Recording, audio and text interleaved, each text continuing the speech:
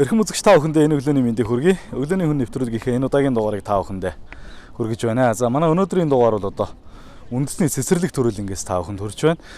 За ингээд бид бол одоо үндэсний цэцэрлэг төрөлн дээр өглөө болгон гүйдэг ийм хүнтэй уулзахаар тоолсон байгаа. За ингээд зочин маань бол одоо урд яг өглөөний гүйлтээ хийж байна. Ингээд гүүгээд усахаар нь бүгдээрээ уулзцгаая.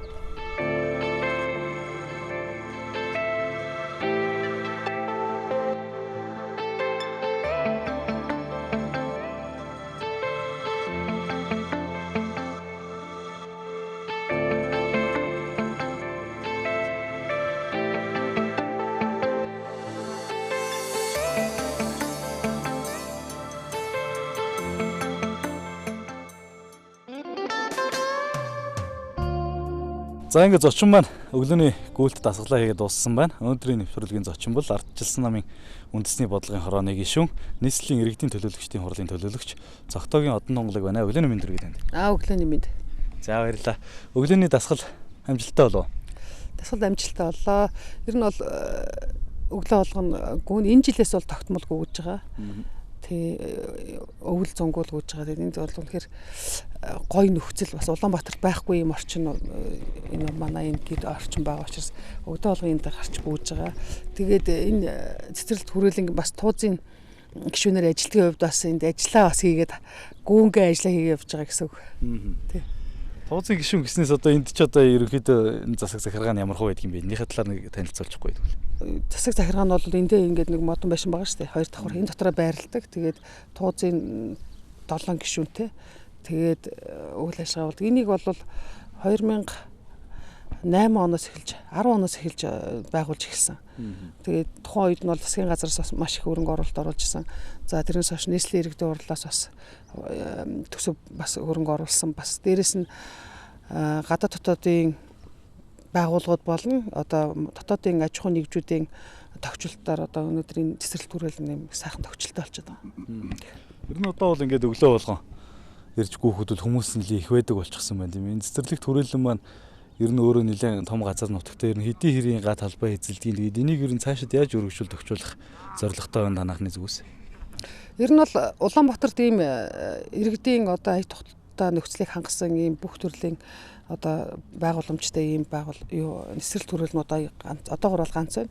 За саяхан бас одоо шийдвэр гараад Баян зүрх дүүрүүдээр нь 10 га газрыг бас ийм цэцэрлэг төрөлн болохоор бас тогтоол шийдвэр гарсан байгаа. За Чингэлтэй дүүрэгт бас ер нь дүүрэг болгонд л цэцэрлэг төрөлн байгуулахаар одоо нийслэлийн төсөв төлөвлөгөөнд тусгацсан байдаг. Тэгээ бас тодорхой хэмжээний мөнгө зааш тавигдсан байгаа. Тэгэхээр ер нь бол дүүрэг болгонд их бах хэмжээний маш олон цэцэрлэг байгууламжийг байгуулахаар одоо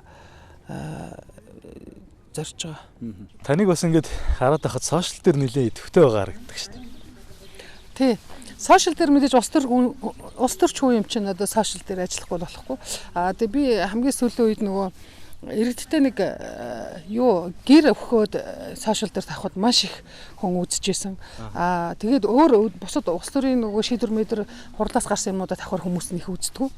Тэгээд сүүлийн үед бол нөгөө өглөө болгон гүйж байгаа учраас өглөө болгон гүйсэн постоо их оруулж байгаа. Тэрийг бас хүмүүс аягүй их хардсан юм бэлээ. Тэгээд хүмүүс хаана гүйж байгаа хамтгүй гээд аягүй их пост бичсэн байсан. Тэгээд манай эхлээд бид нар нөгөө гэр бүлэрээ найз нөхдөөрөө ингээ гүйгээд эхэлсэн. Сүүлдээ бол сошиалын дагагч найзууд маань хамтарч гүйж алхахыг гээд ингэж аюу ярьдаг болсон. Тэгээд маш олон хүн цуглараад одоо тэр нөгөө дасгал хийчихэд ирээд бид нар тэн дээрээ цугладаг байхгүй юу? Тэр дасгал хийдэг төв дээрээ. Тэгэхээр тэнд бараг багтахгүй юм чи. Тэгээд намайг үндсэн цэцэрлэгт хүрээлэнгийн туузын хувьд та энэ дасгалын тоног төхөөрөмжийг нэмэгдүүлэх тал дээр санал оруулж арга хэмжээ авч өгөөрэй гэж хэлсэн. Тэгээ би бас саналаа оруулсан байгаа. Ер нь бол иргэд бол дасгал гол нь юм байна. Тийм болохоор дасгалын тоног төхөөрөмжүүдийг нэмэгдүүлэх тал дээр энэ жилийн төсөв төлөвлөгөөнөөсөө бас анхаарч хийгээрэй гэдгийг бас хэлсэн байна. Таны хувьд одоо энд өглөө болгон ирж гүүн гэхэр чинь бас ажилласаа өмнө нэлээд эрт тусдаг байх. Ерөнхийдөө хэдэн цаг тусч байна?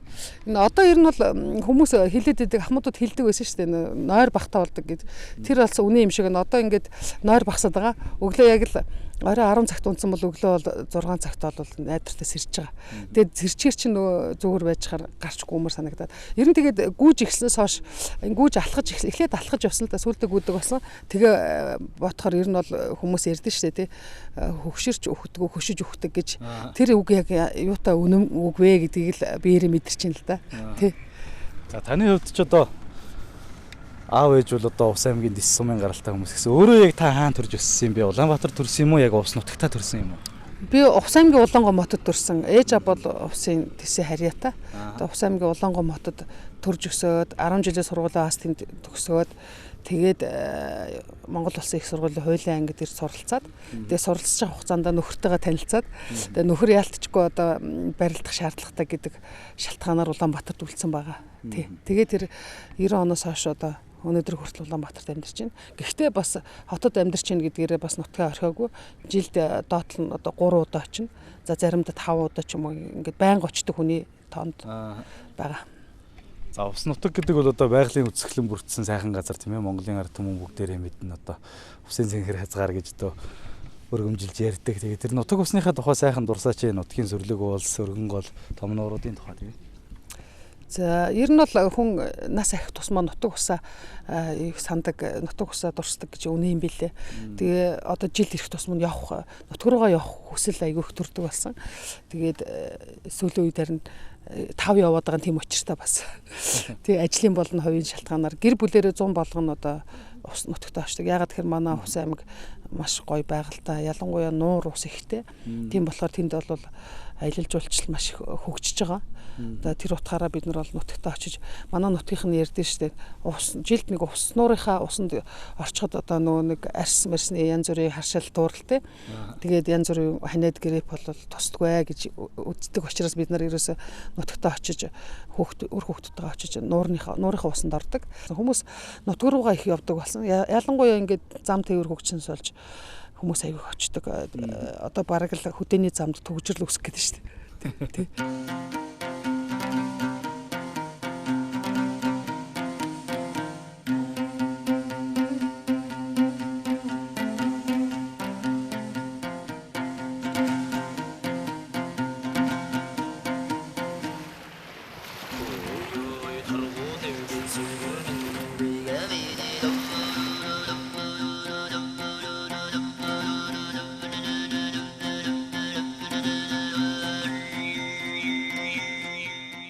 Машинаар голцоо явдаг.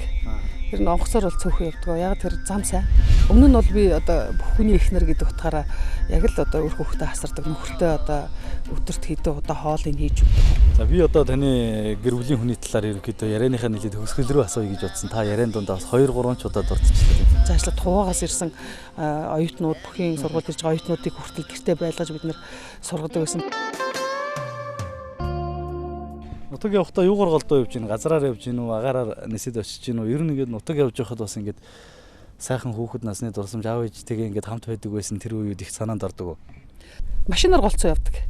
Ер нь онгоцоор бол цөөхөн явдаг. Яг тэр зам сайн. Ер нь зам гүйцэд хар зам болоог байхад ч гэсэн тэгэл машинаар явдаг.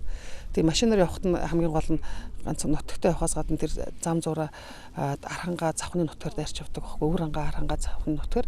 Тэгээд би завхны нутгаар явж байхдаа ингэж бодчихсон. Завхны нэг их уул сум гэж үүдэн штэ. Тэр сум тосон цэнгэл сум эднэрээр дайрч өнгөрдөг байхгүй юу. Тэгээ эдрийн гол мол гэдэг. Тэгээ би бодчихсон. За энэ аргагүй л одоо ингээд нөгөө хотог тувилгаадууд бас эндээс их төрсөн гэсэн. Энэ хүмүүс бол ерөөсөө төрөх газраа бар дээрээс харж байгаа сонгож төрт юм байна. Үнэхээр сайхан нутаг юм байна гэд тэр завхны их уул сумын тэр уул усан дотор явж байхдаа тэгж бодож байсан. Ер нь та аялах хэр дуртай? Монгол орноороо ер нь нэлээд аялсан уус. Ер нь бол сүүлийн үед маш их аялж байгаа. Жил болгон найзтайгаа аль нэг гадаадын улс руу аялна. Тэгэхдээ дандаа машинаар аялна.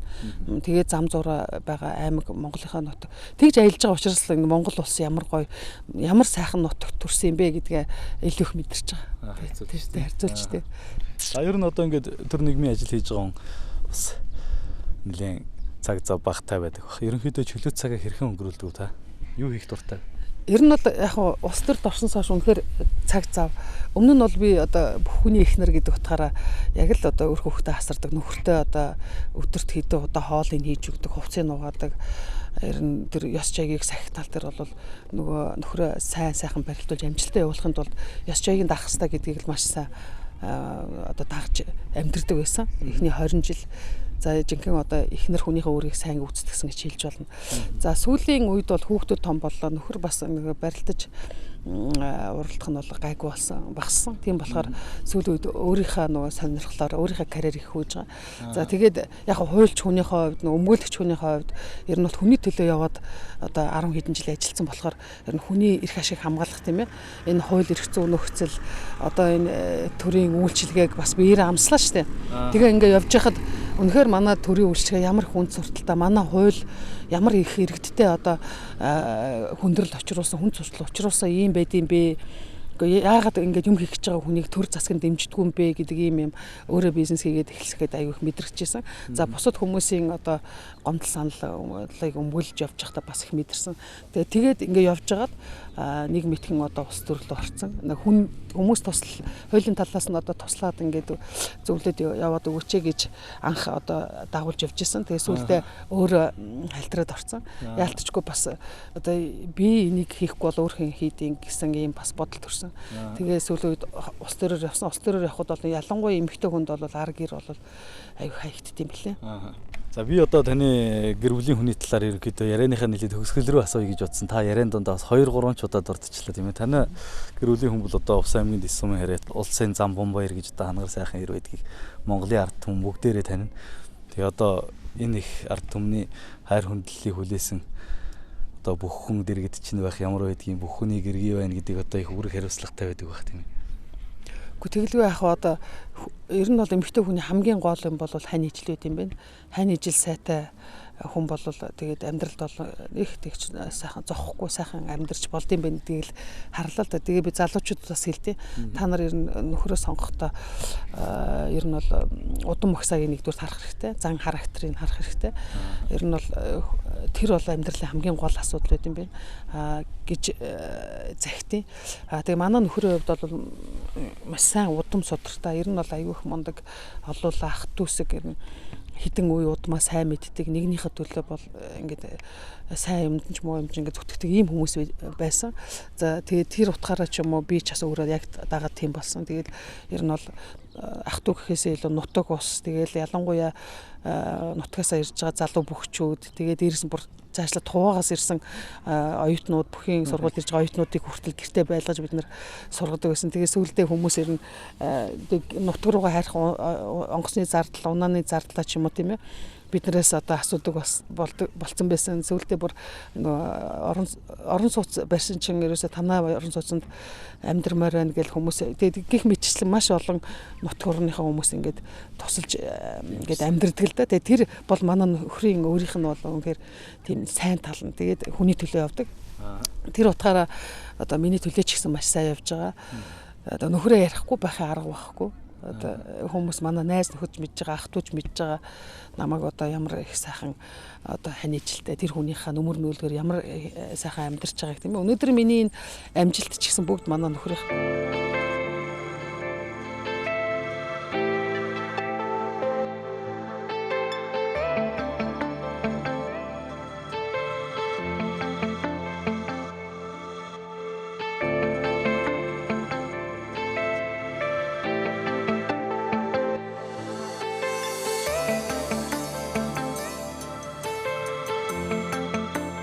Улс төрд бол эмэгтэйчүүд байх зайлшгүй шаардлагатай гэж үзэж байгаа. Яг тэр нэг Монгол улсын ер нь дэлхийн хүн амын ихэнх нь бол 50-аас илүү хувийн эмэгтэйчүүд болчиход байгаа шүү дээ. Тоос шороо болсон шилэпэн балгатай Монгол дэлтэй цүнхээ бүхийхээ зүнг барьцсан орж ирсэн байхгүй манай оюутны байранд. Ажилгүйд л маш их байна. Хэрвээ ажилдаа орлоготой бол бид нар бол ар гэрээ аваа явчих юм боломжтой байна. Тийм учраас ажлын байрыг нэмэгдүүлж өгөөч. Битээр их сайн би нөгөө их сургуулийн оюутан болоод нэгдүгээр курсын амралтаар нутагтаа харьчаад онгоцны бодлоор тухайн үед ч онгоцол явдаг гэдэг шүү дээ. Онгоцоор ирж ирсэн. Онгоцны бодлоор байсан чинь манай нөхөр тэр онгоцоор ирж ирсэн тий ямар ажиллаар ирж байгаа гэдгсэн чинь нөгөө овооны наадамд барилдах гэж ирж байгаа гэдгсэн баггүй. Тэгснээр нөгөө манай нэг дүү бас эдний шонхор голөвт байсан баггүй. Тэгээ танаа дүү чинь одоо аж ахуй явах болсон чинь хувцсгүй болоод хувц хонорыг авч очоорой гэж манай ээж аав бид гуравт хэлжсэн баггүй. Тэгэл тийм үү би тэгээ хувц хонороо өгсөн шүү. Өгж байлгаж байгаа одоо аж ахуй дээр байгаа гэж хэлжсэн. Тэгээ би өөрөө барилдах гэж ирсэн гэд тэгээ таарсан баггүй. Тэгтээ миний чумдааныг аваач онгоц монгосон тавьж өгөөл тэгэл явж исэн. Тэгэл анзаараагүй байхгүй юу. Тэгжсэн чинь би наашаа онгоцоор ирсэн. Араас манай нөхөр ирэхдээ нэг машинаар ирсэн юм шиг үлээ. Тоос шороо болсон шилэпэн балгатай Монгол дэлтэй цүнхээ бүхийхээ зүнг барьцсан орж ирсэн байхгүй манай оюутны байранд. Тэгснэ манай дүүд нөгөө юм хүмүүхсэн учраас манай дүүгээс манай хамаатны дүүлдэ юм хувцанараа авах гэж ирж гин гээд манай оюутны байранд орж ирсэн. Тэгэл тэр цагаас хойш ирж орж гарсаар байж тэгэл хоёр танилцсан суудсан. Тэгээ ер нь сүүлийн үед одоо энэ манай нийгэмд улс төрд эмэгтэйчүүдийн үүрэг оролцоо чухал боллоо гэж маш их ярих боллоо тийм ээ. Яг улс төрд эмэгтэйчүүдийн оролцоо юун дээр ингэж их чухал болоод байна вэ? Ер нь бол улс төрд бол эмэгтэйчүүд байх зайлшгүй шаардлагатай гэж үзэж байгаа. Яг тэр нэг Монгол улсын ер нь дэлхийн хүн амын ихэнх нь бол 50-аас илүү хувийн эмэгтэйчүүд болчиход байгаа шүү дээ. Тэр эмэгтэй хүмүүсийн тэр их шиг хамгаалах асуудал бол сүүлийн үед ялангуяа маш их тулгарч байгаа. Тэгээд тэрийг эмэгтэйчүүдийн одоо зовлон жаргал эмэгтэйчүүдийг ядчил тийм ээ эмэгтэй хүн ингээд төрхтөө яаж хөвдөж хүүхдээ яаж асарч яаж торниулж яаж хооллож яаж одоо үсгдгийг бол эмэгтэй хүн илүү мэдэн шүү дээ эмэгтэй хүнийхээ. Тэгэхээр тэр утгаараа ч гэсэн эмэгтэй хүнийхээ зовлон жаргалыг илүү болоо ойлгох ёстой гэдэг утгаараа эмэгтэйчүүд одоо төлөөллийн байгууллагуудад ороосоо гэж би хүсдэг. За сүүлийн үед яг эмэгтэйчүүд өмнөх жилүүдийг бодоход нэмэгдчихлээ л да. Тэгээд улс төр төрсэн эмэгтэйчүүдийн нөлөөллийн одоо нөлөөлсөн хууль эрх зүйн акт янз бүрийн арга хэмжээнд бол айгүй их нийгэмд хүрч байгаа. Тэгээд шийдвэр гаргах түвшинд үнэхээр эмэгтэйчүүдийн оролцоо маш их хэрэгтэй байна. Тийм учраас одоо намууд ч гэсэн одоо эмэгтэй нэр дэвшигчдийнхаа 20%-ыг одоо нийт нэр дэвшигчдийн 20%-ыг эмэгтэйчүүдийг байхаар одоо квота баталсан байгаа. За өшөө цаашаа 20 байх ба 30 40 50% байх юм шаардлага байна гэж үзэж байгаа. Ер нь одоо яг та хэдийгээр нийслэлийн иргэдийн төлөөлөгчдийн хурлын төлөөлөгч гэсэн бас увс гэдэг нутаг төрж өссөн дүүний хувьд эмэгтэй улс төрчийн хувьд тэр нутгаараа явахдаа ер нь тэр алслагдсан тэр баруун хязгаарт байгаа эмэгтэйчүүд одоо тэр ялангуяа хөдөөгийн малчин эмэгтэйчүүдэд ер нь одоо шийдвэрлэх ёстой асуудлууд тулгамдж байгаа асуудлууд ер нь юу байна гэж хардаг вэ? Ерөөсөө яг гоо жилд одоо 2 удаа хөдөөгүр тойрдог л да. Нэг ажил үүргийнхаа хуваарийн дагуу яг тэр үндэсний бодлогын хорооны гишүүн гэдэг бол тухайн одоо аймгийнхаа иргэдийн асуудлыг бас судалж ярьж мэдээлэлээр хангаж явах хэрэгтэй гэдэг утгаараа 2 удаа явдаг. Тэр тэгэд явж байхад ерөөсөө ялангуяа эмэгтэйчүүд одоо үрх гэрийн амьдралыг авч явж байгаа нь харагдсан. Нэгдүгээр хоёрдугаарт бол ажилгүйд л маш их байна. Хэрвээ ажилдаа орлоготой бол бид нар бол ар гэрээ аваа явчих юм боломжтой байна. Тийм учраас ажлын байрыг нэмэгдүүлж өгөөч. Нэгдүгээр хоёрдугаарт одоо нэг халамж нийгмийн халамжийн асуудал их байд юм байна. Зарим гэр бүлүүд чинь нөгөө янз бүрийн хөгжлийн бэрхшээлтэй хүмүүс их байд юм байна. Хөгшин настай хүмүүс их байд юм байна. Энэ дээр халамжийн асуудал, тэтгэмжийн асуудлуудыг л аягүй их асууд юм байна. Эмэгтэйчүүд ер нь бол хаан ч гэсэн өдөө ч гэсэн хотод ч гэсэн амьдралыг яг авч явдаг гол хүмүүс нь бол эмэгтэйчүүд л л да. Яг тэр тухайн айлын амьдрал үрх гэрийн санхүү тийм ээ хоол унд хувц сонор гадна додн бүх асуудал дээр л эмэгтэйчүүд чухал байр суурь эзэлж штэ. Тийм учраас улс төрд бол эмэгтэйчүүдийн оролцоо тэр эмэгтэйчүүдийн асуудлыг шийдэхэд хууль эрх зүйн актууд дээр ажиллах юм шаардлагууд маш их байна. За ингээд өглөөний хүн нэвтрүүлгийн маань урилгыг хүлээн авч өглөөний энэ сайхан цэнгийг гарт цэцэрлэг төрөлөнд ингэ сайхан тухтай ярилцсан танд маш их баярлалаа. Тэгээд таны цаашдын ажил хөдөлмөрт өндөр их амжилт хүсье. Тэгээд ард иргэдийнхээ төлөө олон сайхан зүйлсийг хийж үтээгээрэй. За баярлалаа. Та бүхэн ч гэсэн ажлын амжилт хүсье. За баярлалаа.